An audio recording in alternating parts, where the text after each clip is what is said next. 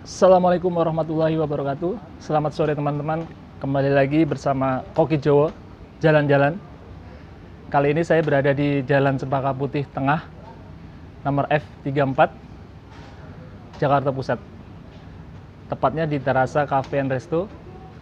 Kali ini saya akan mengulas dan mengobrol bersama eksekutif chefnya. Beliau adalah teman saya juga, salah satu pengurus dan anggota Indonesian Chef Association yang sudah malang melintang di dunia kuliner, masih muda, ganteng juga, serta passionate.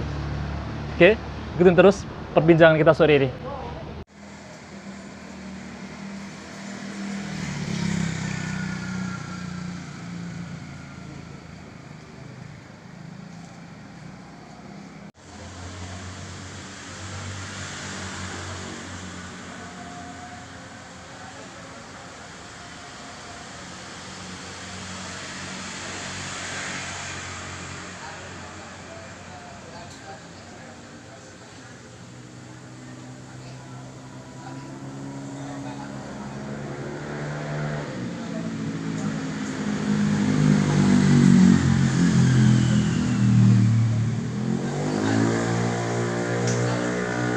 Bro, gimana kabar bro? Kabar baik. Halo, gimana kita ngobrol-ngobrol boleh? Boleh. Kita ngobrol-ngobrol sebentar ya.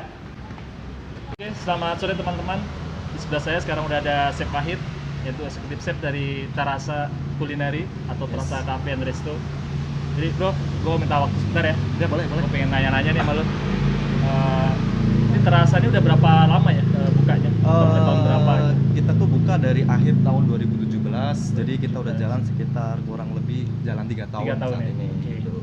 Jadi teman-teman, Terasa Cafe ini sudah buka mulai dari tahun 2017 Yes. sampai saat ini.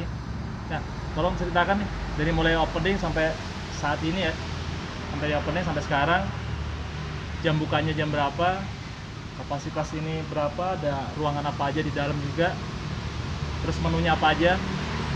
Tolong Chef jelaskan biar teman-teman juga tahu nih yang Oke. pengen main ke Terasa. Halo teman-teman, selamat sore semuanya. Saya Chef Wahid. Saya mewakili Terasa Cafe and Resto di Jalan Cempaka Putih Tengah 2, nomor F34. Gitu ya.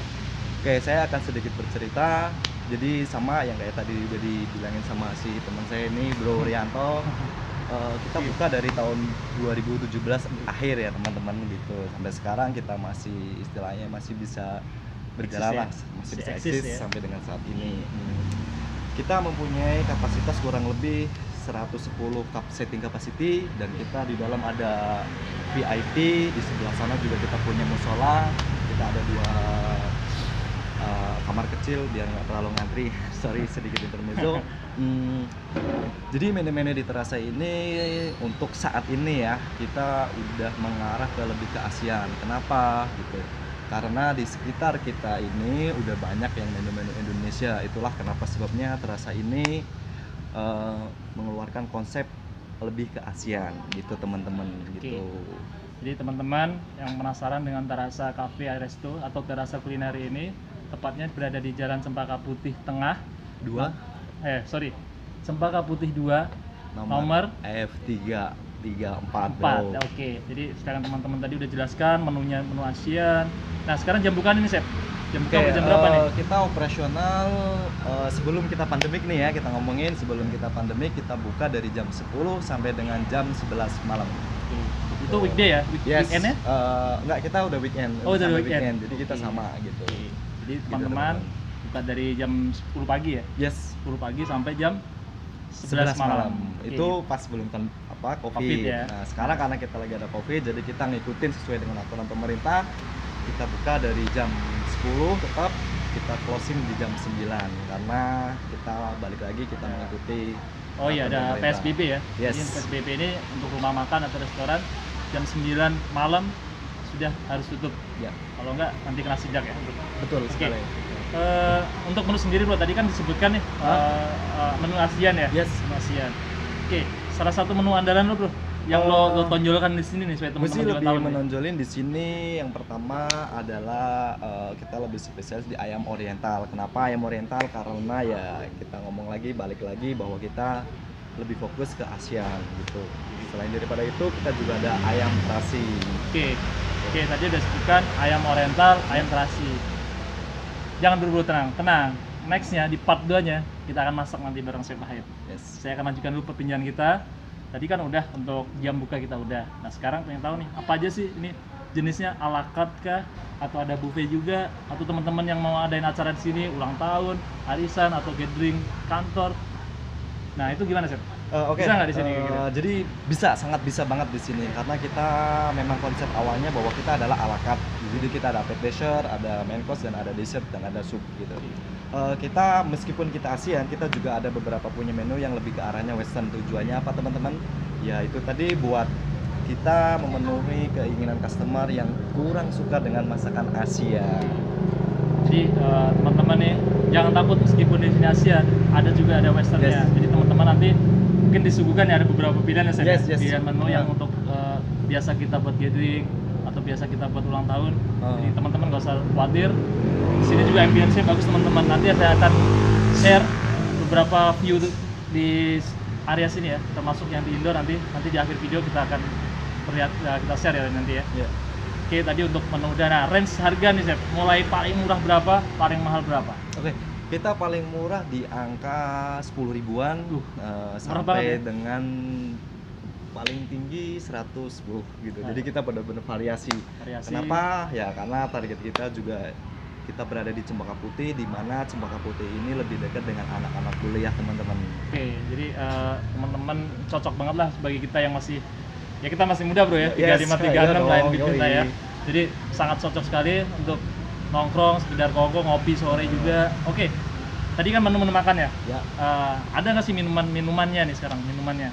Kebenaran di Terasa ini juga kita di sebelah kanannya Terasa kita ada coffee shopnya juga, ada coffee shop juga dengan ya. brandingnya Colacino. Di situ ada beberapa macam varian kopi. Jadi ya kalian kalau memang mau nongkrong di sini juga bisa karena ada kopinya gitu atau ada fuse segala macamnya.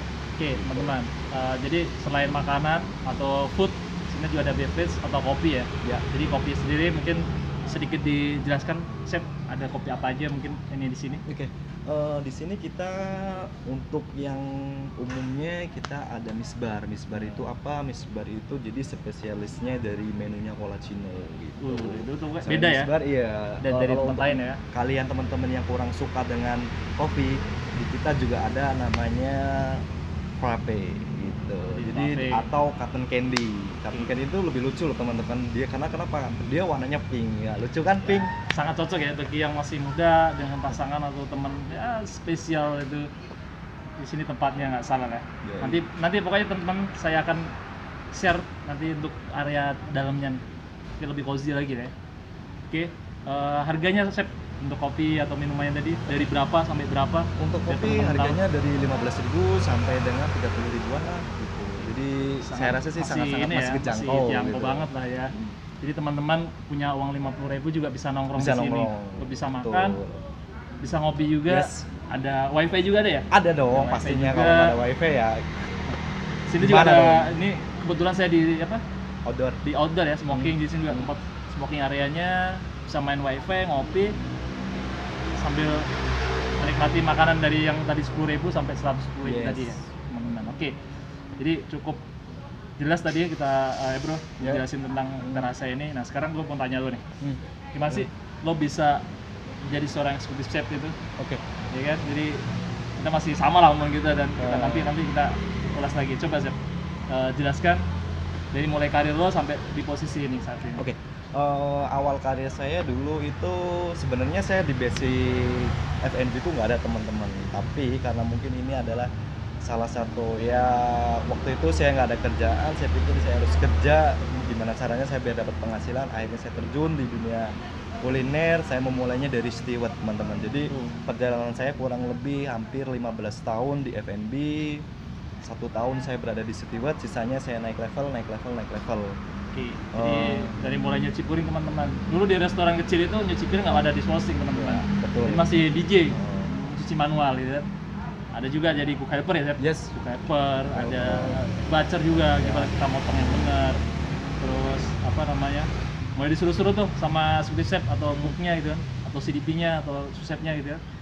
Nah, suka dukanya chef nih, selama di apa namanya, di F&B. di F&B ya? Apa sih? Suka dukanya tuh di F&B, saya ngomongin yang nggak sukanya dulu ya teman-teman, karena ya kita nggak enak dulu baru enak lah gitu. Siap. Jadi nggak enaknya itu di F&B itu mayoritas kalau untuk di daerah Jakarta itu kita nggak enaknya kalau ketemu bulan puasa terus Ramadan, sorry, Iya. Idul Fitri. Nah itu Nggak bisa kita pulang memang gitu ya. nggak bisa libur, pulang, nggak bisa pulang itu ya. nggak enaknya gitu.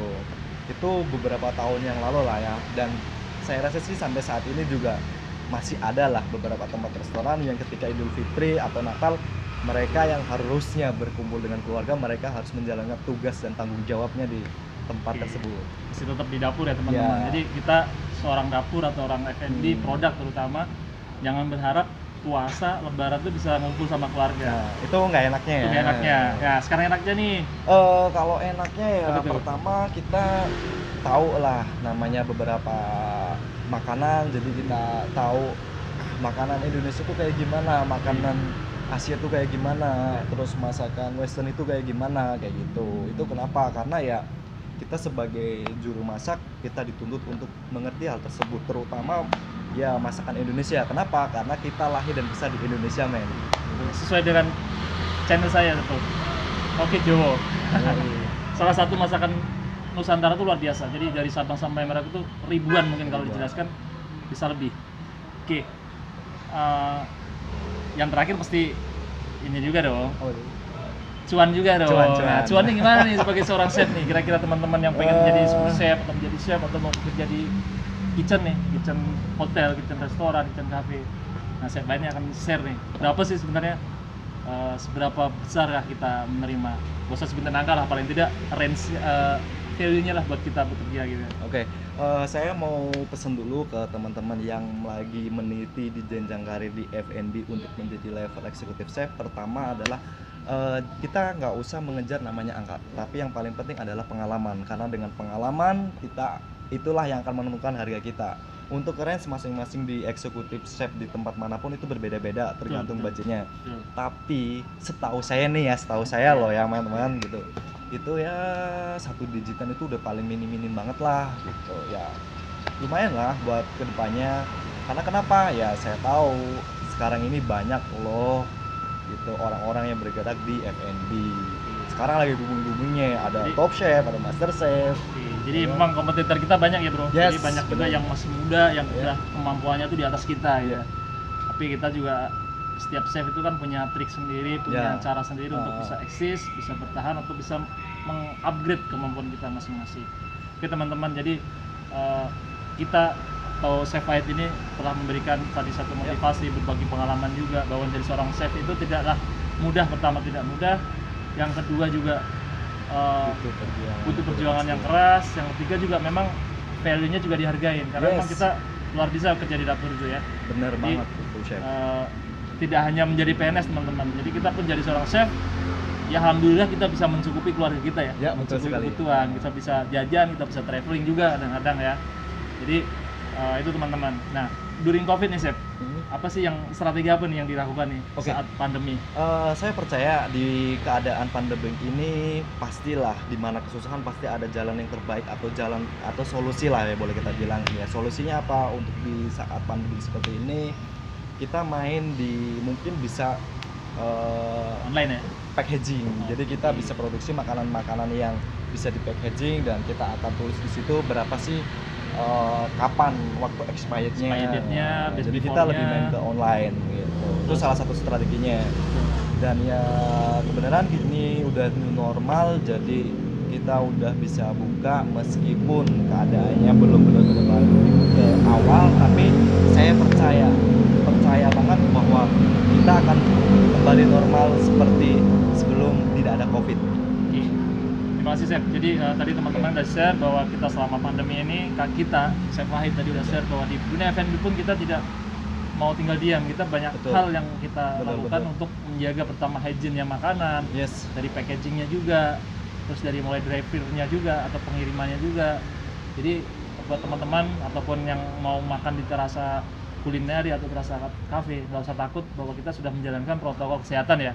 Benar Dari banget. mulai di situ tadi datang kita udah ada cuci tangan, hand sanitizer-nya juga udah ada. Terus tadi juga saya Gue dalam juga udah ada pakai face shield kan. Jadi saya cek kitchennya juga ada bersih. Jadi teman-teman nggak usah takut, nggak usah khawatir bahwa makanan yang dijual di Terasa ini sudah melalui protokol kesehatan yang cukup standar dari pemerintah kita. Oke bro, thank you atas obrolannya. Sip. Semoga sehat selalu, Sip. sehat, Ya. terus Terasa juga makin maju. Amin.